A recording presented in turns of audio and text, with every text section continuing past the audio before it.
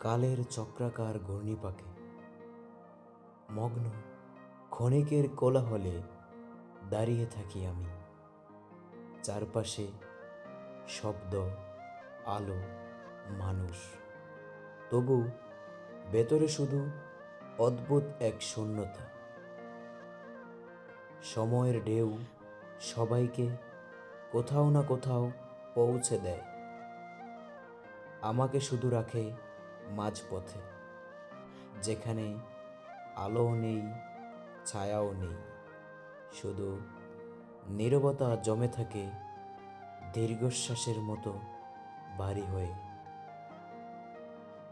মানুষ ভাবে সময় সব বদলায়, কিন্তু সময় কখনো কখনো সব কিছুকে ছিন্ন ভিন্ন করার কারিগর। স্মৃতি ভেঙে ফেলে, স্বপ্ন ছুঁড়ে দেয় দূরে।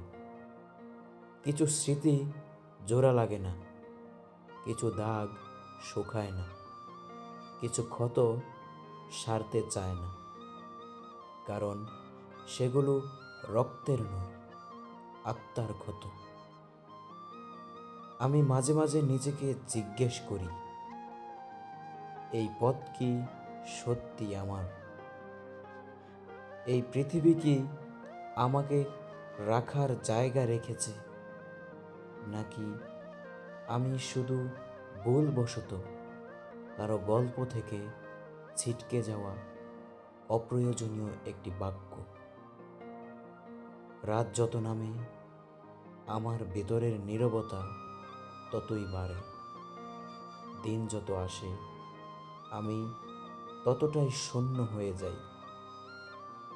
কালের চক্র ঘুরতেই থাকে, আমি ঘুরতে পারি না, শুধু দাঁড়িয়ে দেখি সময়ের স্রোতে নিজেকে ধীরে ধীরে ডুবে যেতে। শেষে বুঝি, এই কোলাহলের ভেতর আমি শুধু এক হারিয়ে যাওয়া আত্মা, যাকে সময় ভুলে গিয়েছে, আর পৃথিবী কখনো চেনেও ওঠেনি।